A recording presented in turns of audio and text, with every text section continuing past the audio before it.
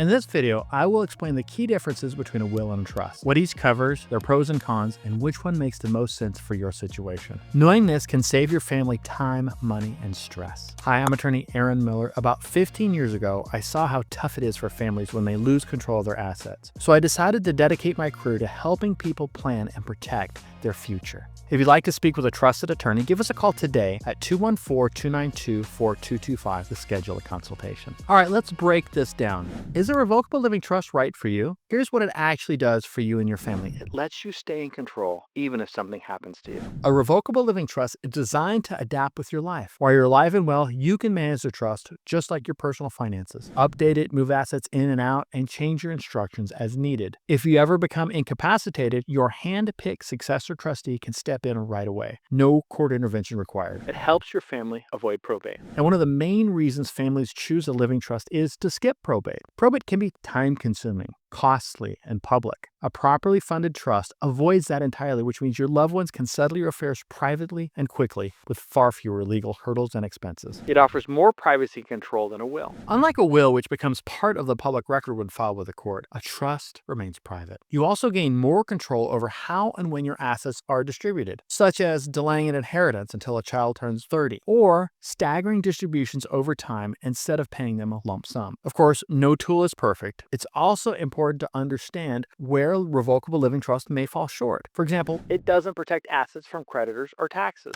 A revocable trust is like an open box. Whatever you put into it, you can take out. Now, because you can take an asset out, a creditor could force you to take it out and to pay them. Now, that means a revocable living trust won't shield assets from lawsuits, creditors, or income taxes. But for many families, the benefit far outweigh the drawbacks. But whether it's the right solution depends on your goals, and we're here to help you make that call. Now, let's talk about wills. Here's what a will can do and can't do for you. A last will and testament is one of the most well-known estate planning tools. But while it can play an important part in your plan, it's not a one-size-fits-all solution. Here's what you need to know. It gives you control over your assets. A will lets you decide who gets what after you pass away. Without one, state laws determine how your estate is divided, which may not reflect your actual wishes. Creating a will ensures your assets are distributed the way you intend them to be, and you can help prevent confusion or disputes among surviving family members. It lets you choose your executor. You can name someone you trust to manage your estate, pay final bills, and carry out the instructions in your will. Without a named executor, the court will appoint someone who may not be the person you would have chosen. It helps cover assets not protected by other tools. A will ensures that assets without a beneficiary designation, like personal items, cars, or certain bank accounts, don't fall through the cracks.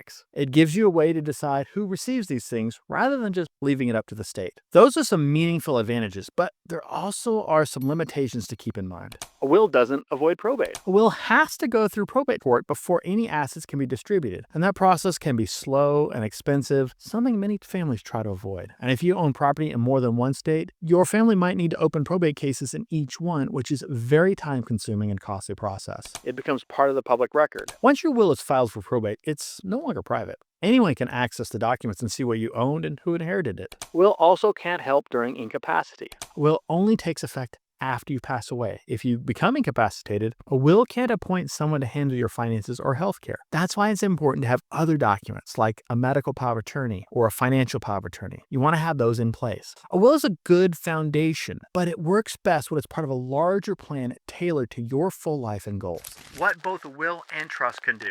Even though wills and trusts work in different ways, there's actually quite a bit of overlap what they can help you with. Here's a few things they both have in common when it comes to estate planning. They can allow revisions to your documents. Both a will and a revocable living trust are flexible in that they can be revised or amended if your circumstances or your wishes change. And whether you want to change the beneficiaries, update the terms, or remove someone from your plan, you can do so as long as you're mentally competent. It's important to note that irrevocable trusts are different. Generally speaking, once they've been established, they can't be changed without legal action, which is why many people choose a revocable trust for their estate planning needs. But for both wills and trusts, you have the ability to adjust the plan as life circumstances evolve.